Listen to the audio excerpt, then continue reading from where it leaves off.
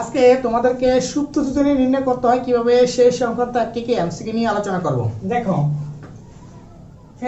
Ferrous ক্লোরাইডের কি আয়রনের কি সুপ্ত যোজনী কত? ক্ষয় বলছে কি 2, ক্ষয় বলছে কি 1, গড় বলছে কি 0, গড় বলছে কি 0, গড় বলছে কি 3। এখন আসলে এই যৌগটার কি সুপ্ত যোজনী কত সেটা আমার জানতে হলে সুপ্ত যোজনী নির্ণয় করার কি সূত্র জানতে হবে। সুপ্ত যোজনী কি যোজনী? সুপ্ত যোজনী নির্ণয় করার সূত্র হচ্ছে কি, যে মোলের সুপ্ত যোজনী নির্ণয় করবা সেই মোলের কি সর্বোচ্চ যোজনী। কি যোজনী? সর্বোচ্চ যোজনী। হ্যাঁ, সর্বোচ্চ যোজনী মাইনাস কত ওই যৌগের ওই মোলের কি সক্রিয় যোজনী। সক্রিয় কি যোজনী। আচ্ছা, এখন প্রশ্ন হচ্ছে কি, আমরা যে কি এই যে ফেরাস ক্লোরাইড কি আয়রনের কি সুপ্ত যোজনী নির্ণয় কত বলছি।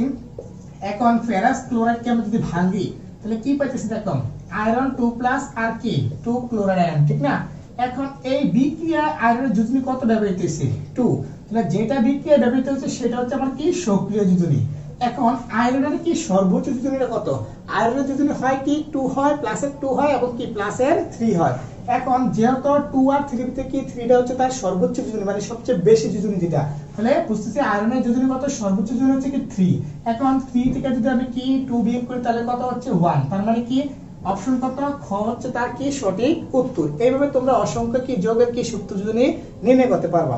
আশা করি ক্লাসটা বুঝতে পারছি। আল্লাহ হাফেজ।